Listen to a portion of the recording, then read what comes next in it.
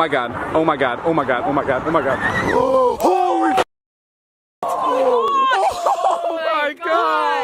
Look how my hands are shaking, I was like so scared. David Dobrik has become well known over the years for his high-octane vlogs where anything and everything can happen. However, little did we know there were many things going on behind the scenes. From other members of the vlog squad being bullied into doing things they didn't want to do, to operating an excavator with absolutely no knowledge of how it works while holding a camera. Coming at number 10, Seth Francois. I must point to the episode of H3 After Dark where Seth revealed that David forced him to kiss 47-year-old Jason Nash. According to Seth, it was all done against his will, and that the incident was the final straw. Following this, he immediately left the vlog squad and even permanently relocated to Atlanta. Seth went on to explain how this makeout prank transpired, saying, "It was a video where David set up with Jason Nash and Karina Kopf and said that I was supposed to do a makeout scene with Karina and he was going to have her in an old man mask and then switched her out with Jason Nash. After Jason pulled off the mask, I realized that I was just touched by someone I did not consent to." What's terrible about this experience was that it isn't even the first time that Seth tried to warn people about David's behavior.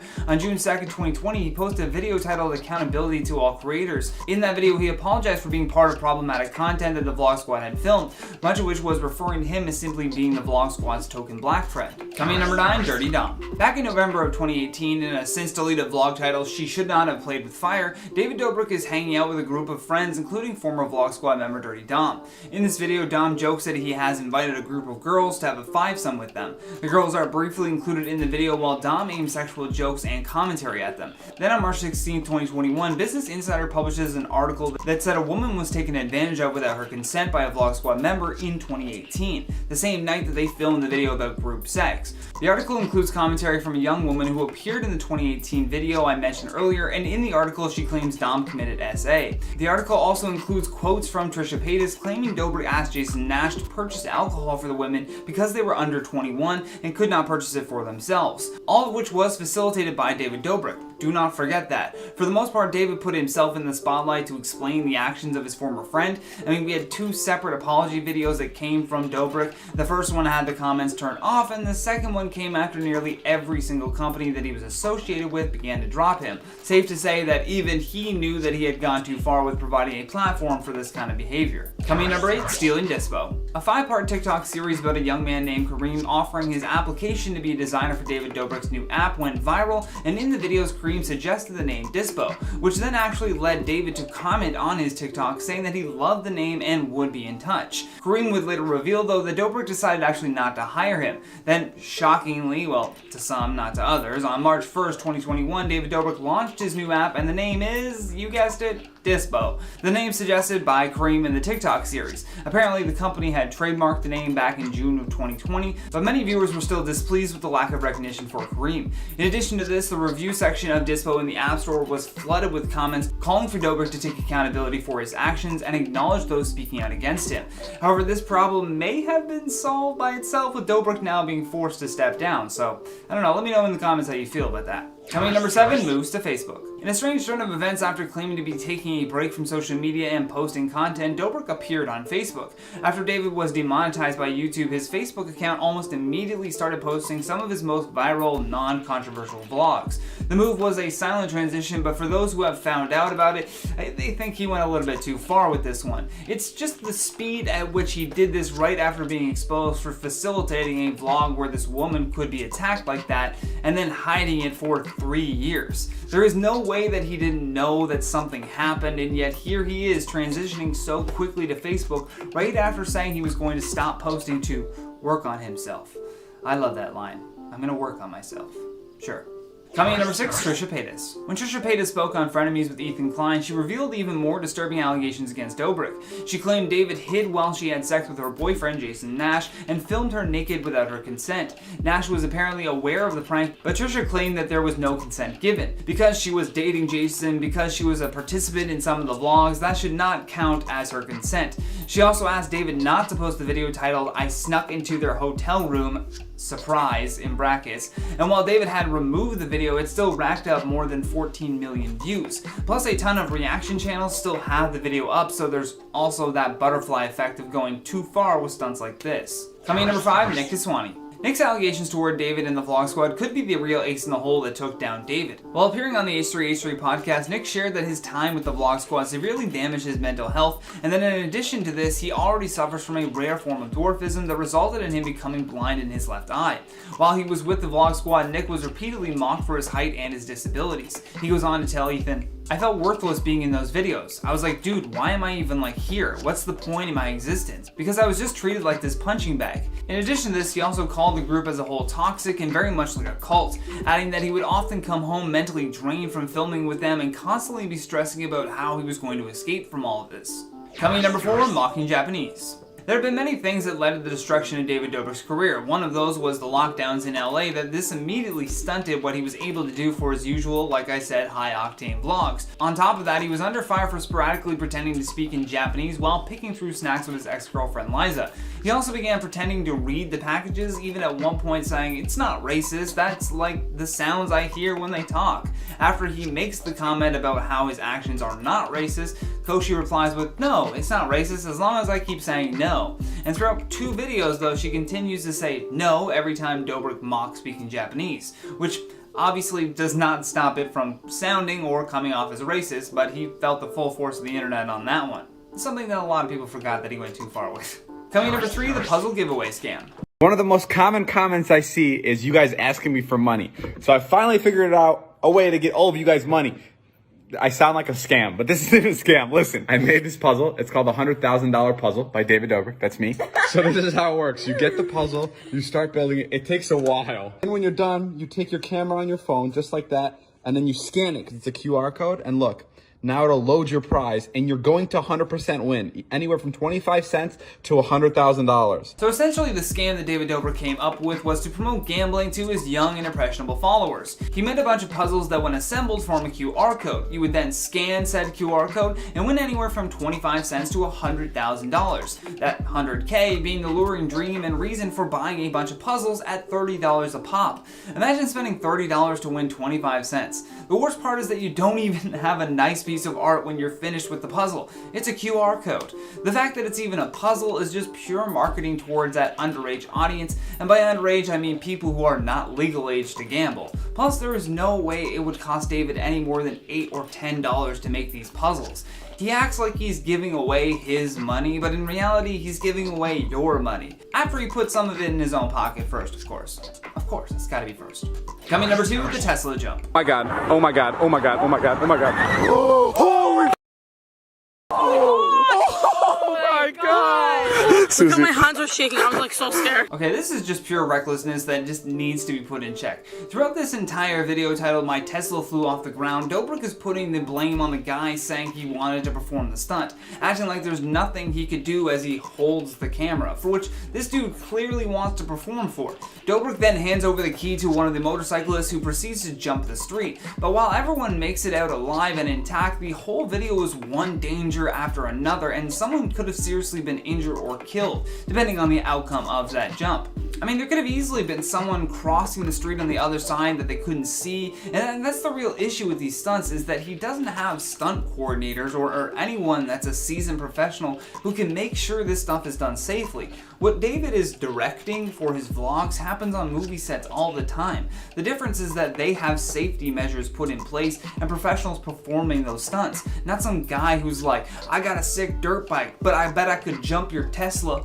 Just irresponsible stuff. Last but certainly not least, our number 1 spot, the Excavator. But this is where I made a mistake. I forgot that the biggest idiot I know was driving it.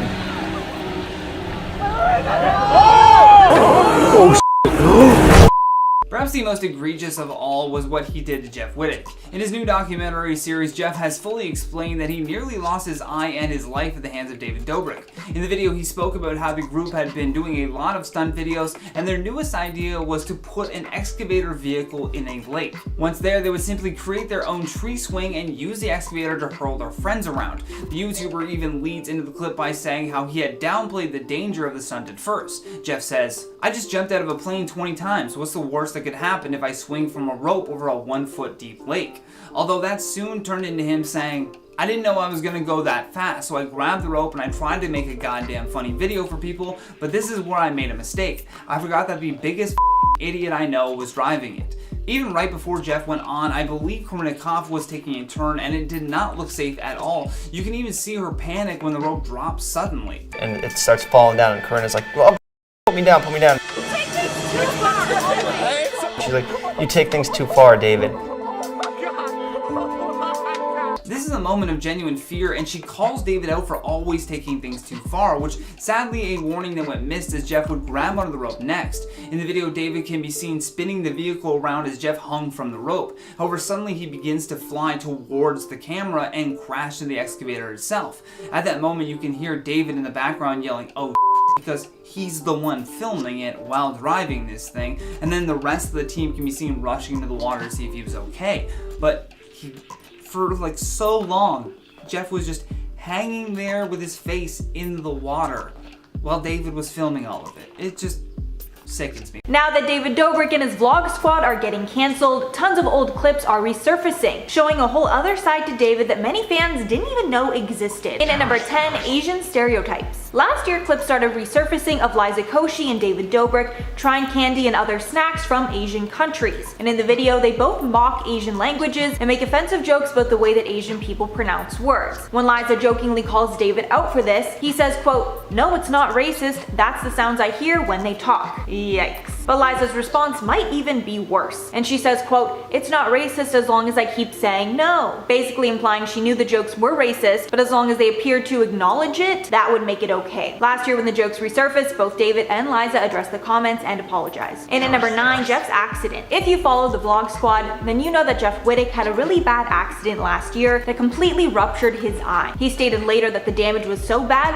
that he had to have reconstructive surgery on his face as well. After he revealed the accident online, internet sleuths tried to investigate what could have happened to him. This Reddit thread sums up the accident pretty well. Apparently it's a well-known fact that Jeff hurt his eye because he was doing a stunt for David's vlog. Apparently a bystander that was there while it all happened filmed the incident. And the now deleted footage shows the squad trying to do an excavator stunt, but the rig malfunctioned and Jeff ended up hitting the steel very hard face on. After it happened, everyone in the group was frantic because Jeff was losing a lot of blood. Apparently some random people had to drive Jeff and the squad to the hospital because they were too far out to wait for an ambulance. David and the group never came clean about what actually happened, which people think makes David look even more guilty. In at number 8, School Zone. There are entire compilations on YouTube from old vlogs that show David and his friends making jokes about kids. One of the worst was a clip where David and his ex-girlfriend Liza Koshy are driving a car, presumably in a school zone. Then David asks Liza, quote, "You know what I love about school zones?" Then Liza quickly responds, "The children?" David then responds, quote, "Yeah, and how slow they make you drive, so it gets you more time to look," and after that Liza just kind of smiles. And obviously this is a very gross joke that should never have been put in the vlogs. And in number 7, N-word. There are multiple Vine clips that show David Dobrik explicitly saying the N-word. In one skit, he is with 2 black men while they're staring at some women walking by. And when the women walk by, for some reason, David just says the N-word. And the 2 black men then look back at him, shocked. The next clip was taken on the same day from a different Vine, where he says the N-word again around the same 2 black guys. And when they don't respond because they presumably don't hear it, he then says to the camera, quote, "I got away with it." In at number 6, Zane gropes Liza. A clip that has recently resurfaced shows Zane, Gabby, and Liza sitting on a couch while David is filming. Gabby's head is in Zane's lap and he is stroking her hair, while Liza is sitting directly beside him on the couch. And right as David says, quote, "When you're stroking Bay's hair, but you're low-key trying to cop a feel of this other chick," Zane gropes Liza while David laughs. At this time, I believe Liza was David's girlfriend. We don't see what happens after, but it seemed like Liza was not in on the joke and didn't know what was gonna happen. Halfway number 5, Gabby Hanna fat shaming. Recently, a compilation has gone viral showing Gabby Hanna being verbally harassed and fat shamed by David and the squad. In many of the clips, the squad calls her ugly, overweight, and maybe the worst clip, they give Gabby diet pills as a part of a secret Santa exchange. Oh, it's for me? And she's been needing these, and I know how much you love to dance. Wait, it's something I've needed? You've definitely needed it. We've all kind of talked about it. Are these diet pills? And of course, Gabby laughs in the vlogs and has thick skin against the jokes. However, we learn later that Gabby had struggled with body and weight issues for years before joining the group, and these jokes most likely triggered very low self-confidence in her at this time. And at number 4, consent forms. I'm not sure if David knew about these forms or not, but since the group filmed at Dom's apartment very often, we can assume that he did. It was recently uncovered that Dom would have women he filmed with sign consent forms. It's hard to actually read these forms, but apparently it asks for the participant to declare their age and also give consent for Dom to perform intimate acts on them. It's unclear if these forums are a joke or not, but Dom actually tweeted about the idea for the forums in 2017, so this could be proof that the forums are real and are actually his. One person in the thread also claimed that they actually signed the form for Dom once. We assume these forms were used after the incident that took place in the Insider article, and it's disgusting to think that instead of just changing his behavior, it looks like Dom just started using these forms. In at number 3, Jason Nash kissed Tana Mojo. This incident is a well-known one that was kind of brushed off by everyone when it happened, but with all the other allegations coming out, we now realize just how gross that it actually is. So Jason Nash, who was 44 years old at the time, filmed a collaboration video with 19-year-old Tana Mojo, where they went on a pretend date for content. Apparently Jason and Tana were in the change room together because Jason was trying on some pants. And while they were in there, Jason thought he felt something between them, and he leaned in to kiss Tana. In the footage after, Tana says that she was super confused by the kiss, and she thought the quote date was just for a video, not a real date. In the now viral clip on TikTok, Jason says about the incident, quote, "I thought you wanted me to." And even though Jason didn't do anything illegal by kissing Tana because she was 19, it's still just incredibly creepy. In at number 2, listening in. So this was a running joke with a lot of members of the squad, and it's honestly really gross. In one clip you see Vlog Squad member Dirty Dom taking a girl into his bedroom, and presumably they start hooking up. Then a little while later you see David and Jason putting their ears up to the door while they listen to see what's happening inside. And this is gross for a few reasons. Firstly, we don't know if this girl consented to that happening, but I would personally assume that she didn't. And next, showing that kind of thing multiple times in videos just promotes that kind of behavior to happen more often. And finally, at number 1, accountability. In June of 2020, Seth Francois, who is a former member of the Vlog Squad, made a video compiling racist clips from old vlogs called Accountability to All Content Creators. In the video, he showed clips from multiple vlogs. In one clip, Seth goes over to their apartment, and beforehand, David tells Alex Ernst to not, quote, mess it up, because Seth is their only black friend. When Seth arrives, Alex offers him something to drink, and when they both go over to the fridge, Seth opens it up, and it's filled with watermelons, which is a negative stereotype about black people. In another clip, it shows Zane and Alex doing blackface, and they make Seth walk in to see it. I guess that being the butt of the joke. And obviously by now, we all know how harmful blackface is to the black community. And in the last set of clips, David picks Seth up and tells him he's bringing him to jail, because at the time Seth had a warrant out for his arrest. And you can see that Seth is visibly concerned, and at the end of the vlog, David drops him off and makes him go inside the police station. Dirty Dom has just returned to YouTube after a 6-month hiatus following allegations that he took advantage of a woman in a David Dobrik video, and he is now speaking out against David and his assistant Natalie. Texts were even exposed showing a completely different side of Natalie that the internet is outraged about. In a video uploaded on September 24th called Exposing the Truth, Dom discusses the allegations that were made about him in the Insider article that accused him of forcing himself on a woman, along with alleging that David knew this happened and covered it up. Outrage was even worse over the situation because David put some of this encounter in a vlog, making things worse for the victim and proving he supports frat boy-esque behavior to make content for his videos. In the recent video, Dom gives more details from what took place that night, even showing text messages between him and the girl in question, as well as being very apologetic about what took place. For an extra twist, Dom actually invited David Dobrick's former public relations person, Cassandra Ramos, to speak in the video. Months after the video went live, the woman asked Dom to take down the video because she didn't consent to the video anymore, and Cassandra exposed that David did not want to take the video down when Dom asked him to, and they even contacted a lawyer to see what they could legally do to avoid taking it down. After she decided she wanted to speak out against the group, Cassandra answered some more questions about the Vlog Squad on her Instagram, where she exposed old text messages with Natalie. When someone on her Instagram asked Cassandra if Natalie is fake, quote, in real life like on camera, Cassandra posted a screenshot of a conversation between her and Natalie. In the shocking conversation, we see Natalie shaming the victim for speaking out. One text reads, quote, okay, don't be a snob, they're admittedly whores, but that's the point. No good girl agrees to hook up with Dom. How else would he get that shit?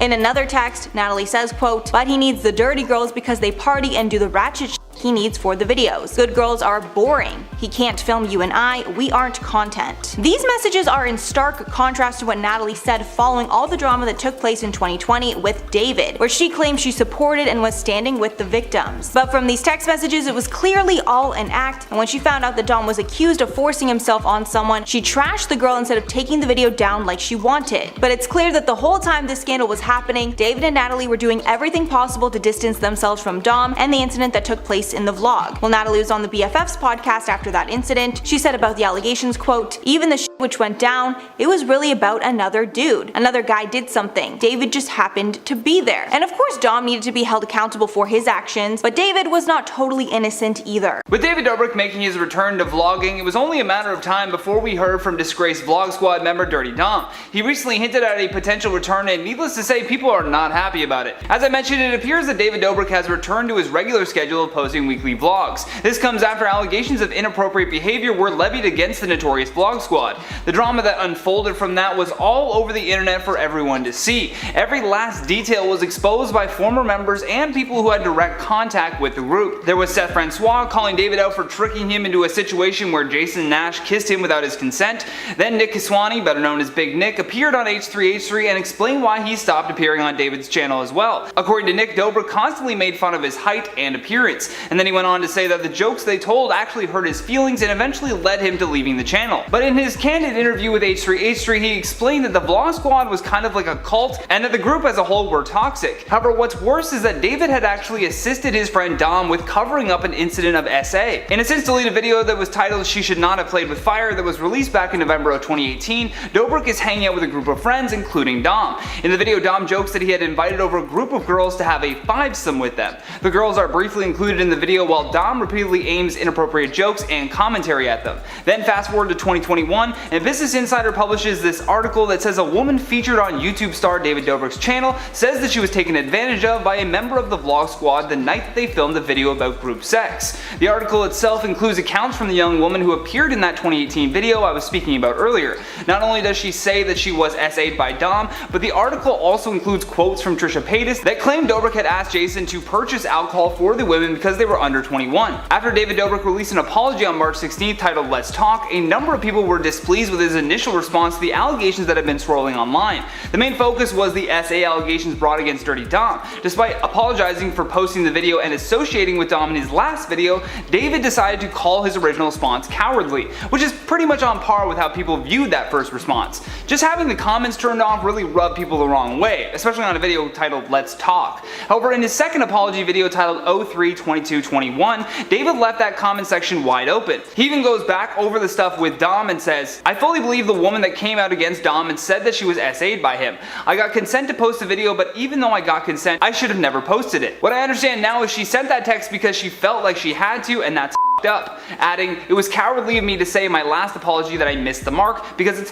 gross and I'm sorry." David would then go on to say that he was planning on taking a short break from social media because he understood that it would feel weird if he tried to go back to normal. In the process of David returning, he posted a photo of himself to Instagram, but the comments were furious when Dirty Dom commented on the post and said, "Can't wait for my comeback, thanks for putting me in the new vlog." And fans of David were furious with Dom trying to squeeze his way back in, and many called for him to be locked up for taking advantage of someone who was too intoxicated to consent. One person writes, "Even before all of this came to light, you were already out of the vlogs for a reason. This just shows you have not grown as a person or learned from your mistakes. Be better." Now it's unclear if Dom will return in a future David Dobrik vlog or not, because in this most recent one he certainly did not pop up anywhere. So perhaps his comment was meant to be tongue-in-cheek, but come on man. Read the room. Not a lot of people want to even see David come back this soon, let alone the guy who is definitely guilty of a crime. The Suicide Force video. Like, David, shut the fuck up, dude. For real. Like, time to move on.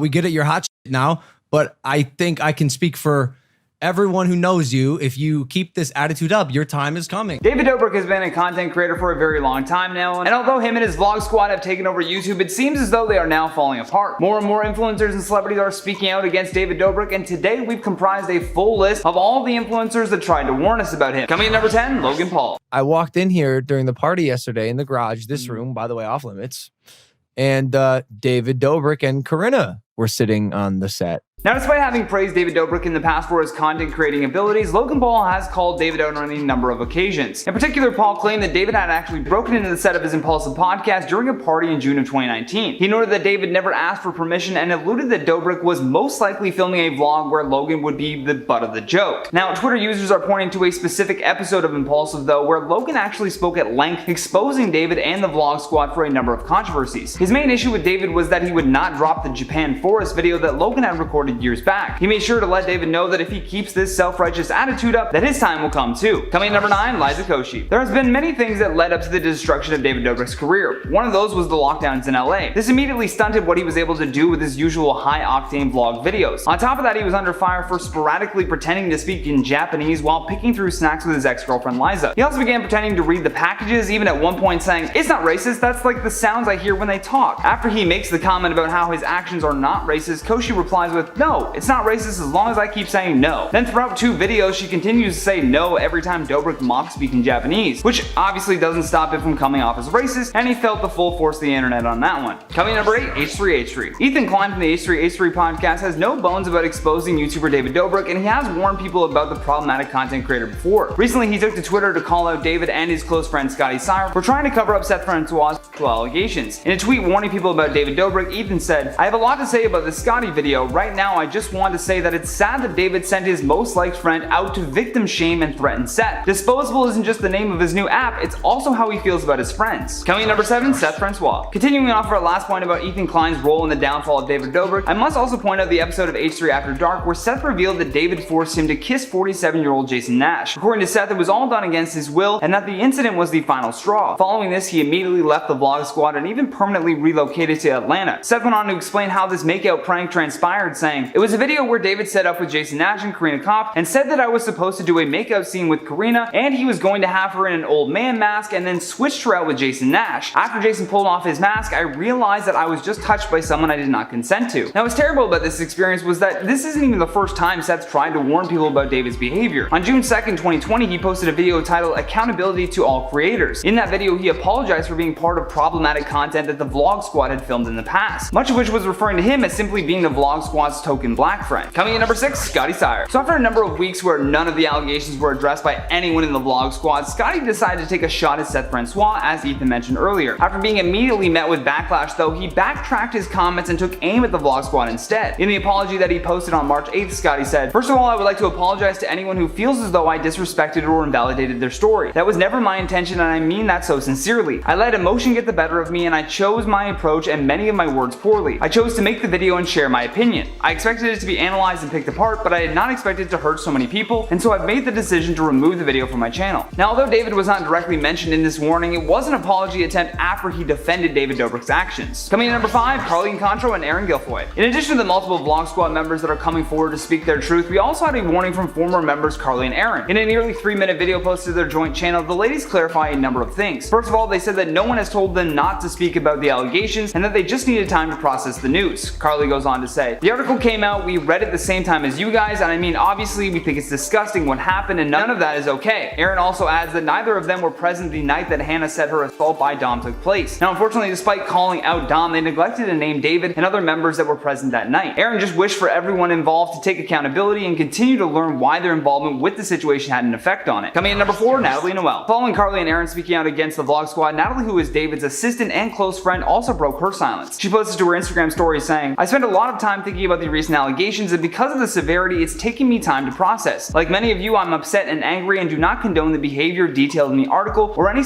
misconduct for that matter. I want to make it clear that I acknowledge, hear, and support those who came forward, and I stand by the victims." And I mean, for his assistants to speak out on the matter, then you know for sure that they have not been told to stay quiet by anyone. I say that because I know that there was a rumor going around on Twitter that his people were protecting him. Again, without naming, you know who is at the helm of all of this debauchery. It's David Dobrik, and anyone reading through the lines on these several statements can see that. But don't take my word for it, I have several more examples coming up where David is expressly being called out. Coming in number 3, Nick Kiswani. Nick's allegation towards David and the Vlog Squad could be the real ace in the hole that took down David. While appearing on the H3H3 podcast, Nick shared that his time with the Vlog Squad severely damaged his mental health, and that in addition to this, he already suffers from a rare form of dwarfism that resulted in him becoming blind in his left eye. While he was with the Vlog Squad, Nick was repeatedly mocked for his height and his disabilities. He goes on to tell Ethan, "I felt worthless being in those videos. I was like, dude, why am I even like here? What's the point of my existence? Because I was just being treated like this punching bag." In addition to this, he also called the group as a whole toxic and very much like a cult, adding adding that he would often come home mentally drained from filming with them and constantly being stressed about how he was going to escape from this. Coming in number 2, Danielle Bregoli. Believe it or not, but even rapper Bad Baby has joined other influencers in calling out David Dobrik. In a quote tweet attached to a video posted by Ethan Klein, Danielle said, "I got my own story about these two creepy f***s and he owe me money." Yikes, this is one person that you do not want to owe money. Danielle also added some fuel to the cancellation of David Dobrik after Ethan Klein said, "David's MCN is trying to remove this clip from the internet. This is straight up assault and he did it to him twice. Absolutely infuriating to hear him talk about it so joyously, knowing the trauma it caused Seth." Which does suggest that someone on David's team may be trying to bury some of the content that does make David look bad. Last but certainly not least, on our number 1 spot, Trisha Paytas. Perhaps one of David Dobrik's most vocal critics, Trisha Paytas, has been calling him out for a long time now, but unfortunately no one would listen. In defense of what happened to Seth, Trisha said, "I was really triggered by what Seth said because I've been dealing with this now for 2 years from David fans and just other people who love to deem me as crazy." Not too long after this, a video resurfaced where Trisha is clearly confronting both David and Jason Nash about the makeup prank with Seth. In the clip, you can hear her saying that Jason always threatens to leave her whenever she questions his content, and David is constantly gaslighting her, saying that being mad about the prank is just crazy. I mean, have a look for yourself. She was upset that I was going to make out with Seth, and so I flipped out. You being mad about the Seth. Well, that's not true. I was Being here. mad about the Seth makeout thing is crazy. It's crazy. It's crazy. I said to you specifically, don't have to make out with guys, girls, moms. I don't care. Like, I won't. What if he was in a movie and he had to do that? It's not a movie. It's David's vlogs. No one. He doesn't get it. Right after Trisha Paytas made a whole Frenemies episode dedicated to her hatred of David Dobrik and the Vlog Squad, other former members are coming out with their toxic experiences working for the group. And it seems that the wholesome image that's been portrayed is far from the truth. So if you don't already know what the Frenemies podcast is, it's essentially the best place for tea on the entire internet right now. And that's because it's hosted by Trisha Paytas and Ethan Klein, both hilarious personalities with a lot of internet drama that they discuss on the podcast. And on their February 2nd podcast called the David Dobrik and Jason Nash episode, they got into detail about Trisha's negative experience with the group that led her to being kicked out and making tons of videos exposing the group too. In the long podcast, she spoke of the toxic environment of the group and how David was essentially the ringleader who controlled everyone around him. The most persistent joke that Trisha hated were jokes about her and her then boyfriend Jason partaking in a threesome with Tana Mojo. And obviously that is a very inappropriate joke to make. So Trisha begged David to stop making those videos, but David still did, even after saying that he wouldn't. Trisha even claims these jokes made Tana feel weird too, but she was never super vocal about it. This resulted in Trisha getting kicked out of the group. Jason also broke up with her because David told him to. All of this drama then led OG Vlog Squad member Nick Kazwani, better known as Big Nick, to come on the H3 podcast with Ethan and Ela Klein to discuss his time in the group. And oh boy, tea was spilled. In the clip uploaded February 6th, Nick talks about why he left the group in 2018. And if you didn't already know, Kazwani has dwarfism, and David often used that as the butt of his jokes in his vlogs. In the podcast, Nick said these jokes really took a toll on his mental health, and they really affected how he saw himself. In the interview, Nick flat out said, quote, "It's kind of like a cult. I would come home so drained, just like mentally." Nick says that he still likes David and Jason, but members of the squad would gossip about him and others in private, and a lot of the members were pretty arrogant. When Nick started to hang out with Dobrick, he had more than 3 times his following on Vine. But when the vlogs got popular and David started to be more popular, the dynamics of the group changed and David would use people for punchlines. Nick said in the podcast, quote, "I did allow it and that's partially my fault. For David to disrespect me in the videos, and so everyone else got in the notion of, oh, okay, we can disrespect Big Nick too, because our master does it. I'm fully responsible for allowing it. I'm just kind of disappointed that nobody really thought it was wrong." Nick even said these jokes would translate over to real life, and David's fans would mock him in public when they saw him. This of course made him feel even worse about himself, saying, quote, "For a long time I felt worthless being in those videos. I was like, dude, why am I even here? What's the point of my existence? Because I was just treated like this punching bag." He went on to say how Scotty Sire and Jason Nash were 2 of the only members who defended him and were nice to him. Then Nick said he did approach David about the jokes and how he didn't want jokes about his height to be in the videos anymore. David agreed to that request, but cut him from the vlogs as a result. Kazwani also said that he talked to David privately in December of 2019 about feeling used and that David apologized to him. Nick went on to say that he was not the only person who was treated badly and teased, and apparently the group would make tons of negative jokes about Alex Ernst as well, which is even crazier to me because I always thought that Alex Ernst was David's best friend. So it feels very strange that he would, ridicule him like that. Apparently the jokes involving Alex were making fun of the fact that he could potentially be a quote school shooter. Apparently members of the vlog squad would even gossip about David when he wasn't around, with Nick adding quote, "I knew a girl who was hooking up with one of them and she would overhear conversations of people in that group talking badly about David when David wasn't around." And coincidentally, after all this tea was spilled over the last week, David just decided to return to YouTube and post on his channel again. The last time David uploaded was 3 months ago on his second channel and 9 months ago on his main channel. So not sure if his return is a business decision to take attention away from, all the exposing that's going down.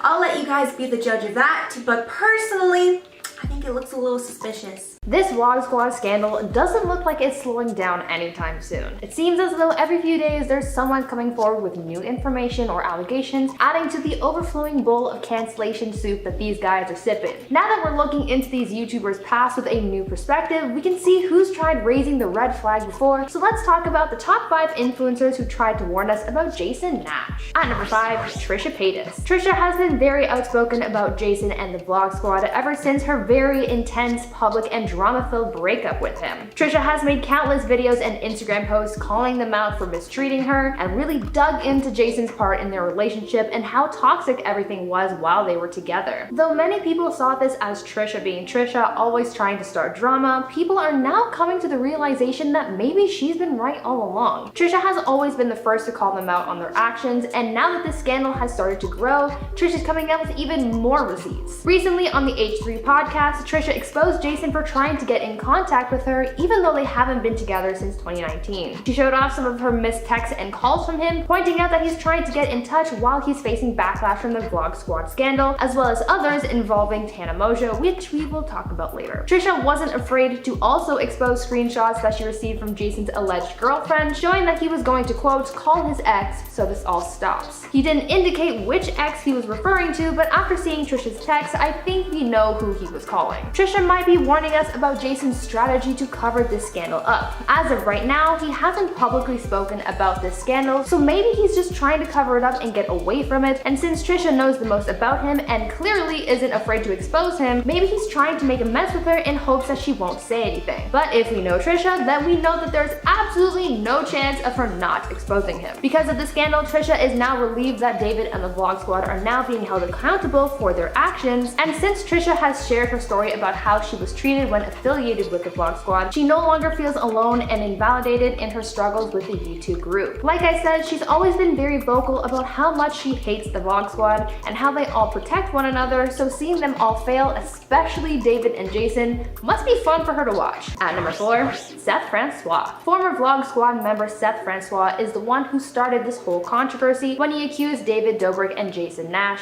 of assaulting him for a prank. David was known for doing a lot of prank videos back in the day, but clearly one of them went too far. In one of David's prank vlogs from 2017, David told Seth that he was going to be kissed by fellow Vlog Squad member Corinna Koff for a bit. Because he assumed that he was really going to kiss Corinna, he agreed to the bit, but at the last minute, Corinna was switched out for Jason, and that's who Seth ended up kissing. Seth was not okay with this prank because he didn't consent to that kind of physical contact with Jason, and the whole situation made him feel very uneasy. He kept this to himself for a long time before coming forward to talk about it. Seth said that this was a and that he was traumatized from this prank. When speaking out about Jason and David, Seth recalled that soon after this prank, they started distancing themselves from him, and that after he started thinking about this prank as, quote, criminal activity, it helped him realize that, quote, they're hiding from me because they can't have the world know that the big secret within the Vlog Squad is probably my abuse, end quote. Seth also says that he feels as though they've, quote, profited off his trauma, but also says that this prank isn't the only thing that he demands accountability for. In August 2020, he spoke with Insider about the Vlog Squad's past racist jokes and skits and asked them to take accountability for their actions. Seth tried to warn us about the Vlog Squad's habits before this scandal blew up, maybe to prepare our perceptions of the Vlog Squad, so that once allegations like his started to come forward, they would be taken more seriously, since before then, these YouTube friends members have been pretty scandal-free for the most part. At number 3,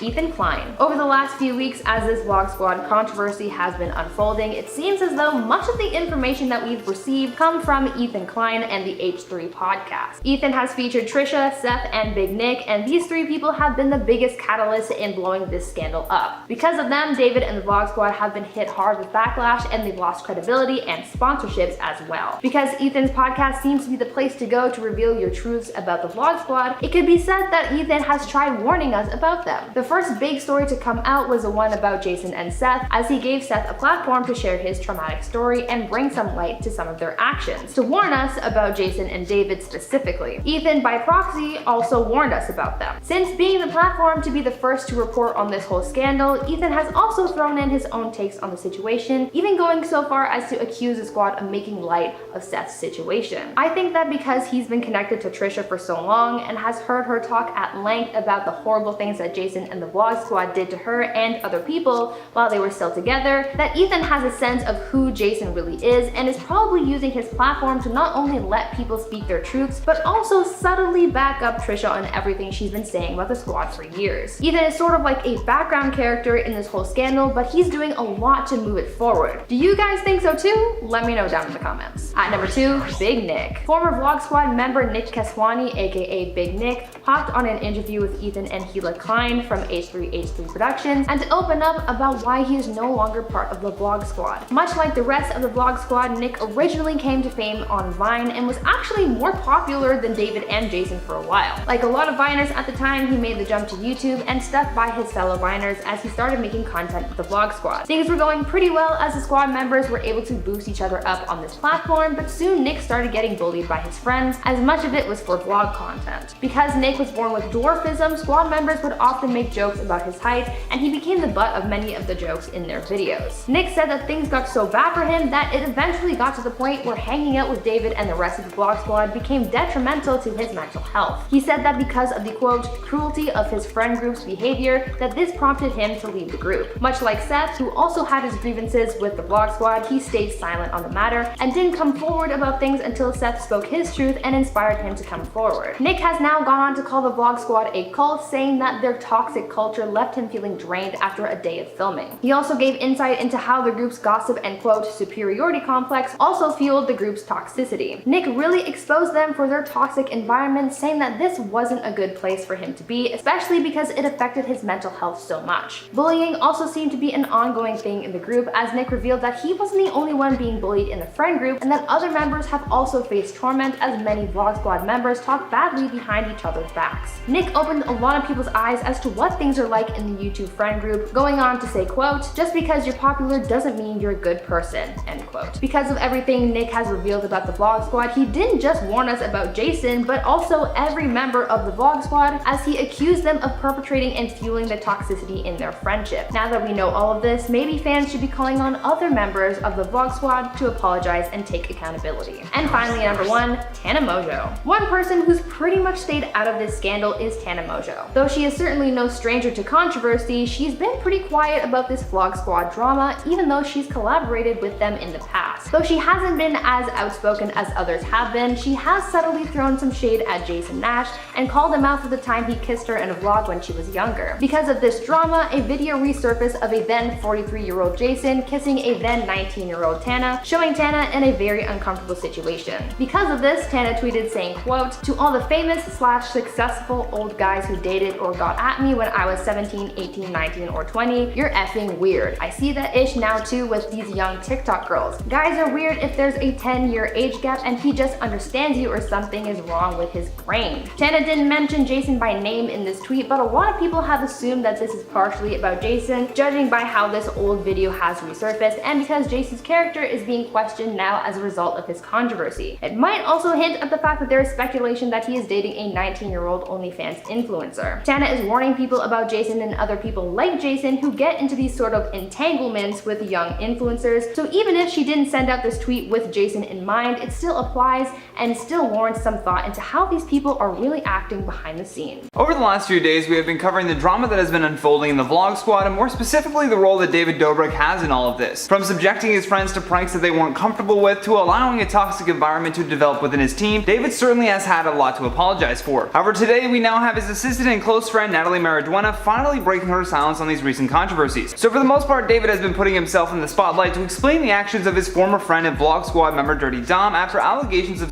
sexual assault were leveled against Dom. We have had 2 separate apology videos as well that came just from David. The first had the comments turned off, and the second came after nearly every company he was associated with began to drop him. Following his March 16th apology, David released another 7-minute video responding further to the controversy surrounding him and the Vlog Squad. He directly condemns Dom's actions and remarks that his first apology wasn't enough. In the video, David says, "I fully believe the woman that came out against Dom and said she was sexually assaulted by him. I got consent to post the video, but even though I got consent, I should have never posted it. What I understand now is she sent that text because she felt like she had to, and that's f***ed up. It was cowardly of me to say in my last apology I missed the mark because it's gross, and I'm sorry." He then went on to explain that he would be taking a short break from social media, saying, "It doesn't feel right to go back to posting how I had been, and it doesn't feel right to go dark because I love what I do. But I feel like it's important to show that change is possible and I'm learning. Maybe even forgiveness is possible." He then apologized for how he had previously responded to the allegations made against Dom, saying, "I'm sorry that I took Dom's word for what happened in those certain situations, and I didn't believe you. Not only did I not believe you, but I made a joke about what kind of a person Dom was because I couldn't wrap my head around a childhood friend of mine actually doing this to people. Not only didn't I discredit you, Allie, but I platformed Dom and I platformed sexual assault in a negative way where I made jokes about it and I reinforced that kind of behavior. I really let you down and a lot of people down. I didn't go back to any of these women and apologize. I kind of moved on and learned from it, but I didn't address the situation." Speaking of addressing the situation, let's take a look at the response that was recently released from David's assistant and longtime friend Natalie. In her response regarding this, Natalie posted to Twitter saying, "I spent a lot of time thinking about the recent allegations, and because of the severity, it's taken me time to process. Like many of you, I'm upset and angry and do not condone the behavior detailed in the article or any sexual misconduct and abuse for that matter. I want to make it clear that I acknowledge, hear, and support those who came forward, and I stand by the victims." Now, although she has said to be supporting the victims, Natalie's still standing by David. Her Twitter bio is still set to Chief of David Dobrick, Creative Director at Dispo, Rookie at Sports Illustrated Swimsuit. Dispo, by the way, is just one of the many companies that have been socially distancing themselves from David, I guess. That's how a good way to put it. I don't know. A representative for Dispo said in a statement, "David has chosen to step down from the board and leave the company to not distract from the company's growth. Dispo's team, product, and most importantly, our community stand for building a diverse, inclusive, and empowering world." What's worse though is just last month, Dispo had announced a $20 million US funding round that was led by venture capital firm called Spark Capital. However, even Spark is cutting ties with anything associated to David Dobrik. In a tweet announcing the split, the company said, "In light of recent news about the Vlog Squad and David Dobrik, the co-founder of Dispo, we have made the decision to sever all ties with the company," adding, "We have stepped down from our position on the board and we are in the process of making arrangements to ensure we do not profit from our recent investment in Dispo." I mean, damn.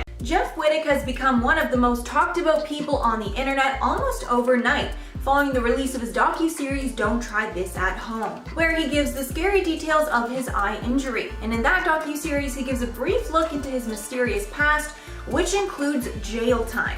And today I wanted to look more into that past and discover how he got to where he is today. Jeff Wittek is 31 years old and is from Staten Island, New York. And in the first episode of his series, he opened up about his childhood, saying that he, quote, always wanted to be a baseball player and that he, quote, grew up dirt poor. As a teenager, he learned how to cut hair, and by 16, he was, quote, making $1,500 a week as a barber. This fast money then made him cut school often and focus on this barber career. This led to him getting involved with a rough crowd, and he said he would, quote, sell anything that he could get his hands on. This included the green plant that's now legal in most places. I can't say the word, but hopefully y'all catch my drift. Back when he was selling it, it wasn't legal, and he was arrested multiple times for selling it. He eventually decided to move to Miami, where his barber career was picking up, but so was his other illegal business. And he says in the docu-series that he was hanging out with much bigger criminals than before. In 2011, when he was 21, he was arrested on charges of possession of multiple illegal substances, as well as the intent to sell it. Those charges were incredibly serious, and he was looking at 15 years in prison. However, he was able to serve a significantly smaller sentence because of a technicality. Apparently, the police did not have a warrant to search his penthouse. He said in the doc, quote, 15 years I was supposed to do was gone. I would still be in jail to this day, and now I was free to go. After this, Jeff decided to move to LA and grow his brand as a barber, but also as an influencer. Around this time, he also started his YouTube channel. In 2012, he started a Tumblr blog called Behind the Cuts, where he posted images with celebrities like Pauly D, Mac Miller, and A$AP Rocky. He also had a few stints on reality TV because he was cutting hair for these big stars.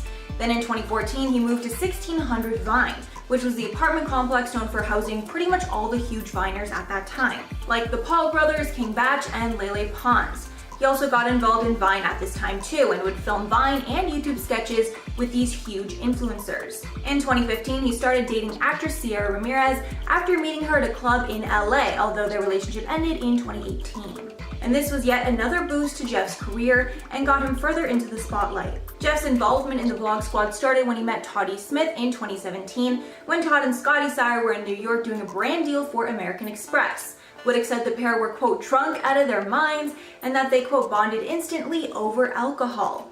Around this time, Jeff also started to take his YouTube channel much more seriously and started his Jeff's Barbershop series, where he would interview influencers and cut their hair at the same time.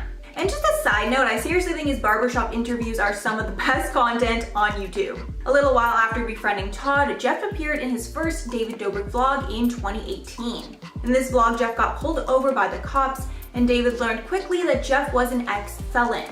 Jeff said about this interaction in his YouTube series, quote, "On our first interaction, I didn't plan on vlogging with him. I was hanging out with Todd and David showed up. After this video, David clearly thought that Jeff would be a perfect addition to his vlog squad." And Jeff started appearing in vlogs more regularly throughout 2018 and 2019. During his time in the Vlog Squad, Jeff's own YouTube channel was also gaining popularity, racking up millions of subscribers. In the second part of his docuseries, Jeff exposed all the details of what led up to his accident. It all started with COVID. David could no longer film with the squad, so he took a brief pause. However, David wanted to come back to YouTube with a bang, so he enlisted his friends to help him with some crazy stunts. The first of these stunts would be a skydiving stunt. Natalie Noel, Toddy Smith, and Jeff Wittek all agreed to partake in this, and all got their skydiving license together. While talking about skydiving, Jeff said, quote, "When I'm least comfortable, I'm the most happy. I like the chaos." In the midst of all this, David and his friends decided to go to Utah and partake in more of these extreme stunts. The next one was involving an excavator, and in the beginning, David was spinning it around while his friends were attached to a floaty. Not all that dangerous of a stunt, but then the group decided they needed to take things up a notch and try something a little more dangerous. This is when Jeff decided to grab onto the arm of the excavator using just a rope, and after David started spinning it way too fast, it suddenly stopped and Jeff hit the arm face on. When talking about his injuries, Jeff said in his third video, quote, "I was in a lot of pain. I tore some ligaments in my leg, I broke my foot, I broke my hip, I shattered my skull in 9 places. I shattered my eye socket and I almost passed away." But even though Jeff was now recovering from this near fatal injury, he didn't want to stop the momentum of his barbershop series and filmed an episode with Dixie D'Amelio only 5 days after that accident. This is of course when fans started to ask more about his injury. Some fans even assumed it was fake because Jeff refused to talk about it, and he gave conflicting stories about what happened. But Jeff revealed in the doc that as time passed, he became more depressed about the whole situation, and he started to resent David Dobrik more and more, as he saw David succeeding in his career while Jeff wasn't able to put his full effort into his. Jeff also says that David stopped coming to see him, and Jeff felt that David might be avoiding him. As of now, Jeff has released 4 parts of his Don't Try This at Home series, and he's not said how many parts the series will be when it's done, but honestly, it looks far from over to me. YouTube has age restricted a lot of the content in his videos, so Jeff has been posting the uncensored videos along with uncensored pictures of his injury to his Patreon. Last week, Jeff actually celebrated being the #1 over 18 creator on the site, with him gaining 37,000 patrons in just the past 10 days. At this time, public opinion of David Dobrik and the Vlog Squad is the worst that it's ever been, and time will tell if all the scandalous events of last year have ended the group for good. But from Jeff's recent success, it's clear that he's made a name and a brand for himself outside of the squad. And I'm honestly just patiently waiting to see more of his content, and this series in particular. Elijah Daniel has posted a video where he draws attention to David Dobrik's rather questionable tweets from 2012. In a video called "David Dobrik is a Racist Homophobe Too?", he discusses the recent phenomenon of all these YouTubers and their questionable tweets popping up from their past. Fans of David Dobrik are divided over his offensive tweets from 2012. I find it kinda weird that all these offensive tweets made by YouTubers that have been popping up in the news lately are all from 2012. Coincidence? I think not. Clearly 2012 was a time when people just didn't have a filter and they didn't feel compelled to keep their opinions to themselves. Language that is now seen as unacceptable back then was like, I guess, kinda normal. Or was it? In a video posted to Elijah Daniel's channel, he decides to discuss the recent surge of YouTubers being exposed for their past online remarks. He says, "What I'm seeing a lot of is dumb YouTubers who have pasts that are being pulled up. I know a lot of the YouTube audience is so young, so you don't really know what the internet was like pre-2012-ish, but it was really bad. And I think a lot of people forget that. It was bad back then, it's bad now, what the hell are you talking about?" Essentially, Elijah makes the point that all these people you idolize on YouTube, all of them are actually bad people deep down. If your favorite YouTuber's questionable past hasn't surfaced by now, it's either because no one's bothered to look into it, or because their posts were deleted. Everyone has a past and not everyone is perfect. Except for me. He did say that the way that people like Laura Lee have been handling these scandals is wrong. He said, "If you're going to apologize, apologize to the people who are hurt by it. Don't say you're sorry if you were hurt by it. Say you're sorry for making bad jokes or tweeting the N-word." So on the one hand, I do agree with Elijah Daniel in that the world has changed a lot since 2012. Remember when people used to say things are gay to refer to something bad? Yeah, that doesn't happen anymore because it's offensive now, and it wasn't in the past. Maybe it was offensive, it's just like it was normalized. You get what I mean? That being said, other people are more critical of Elijah Daniel's response.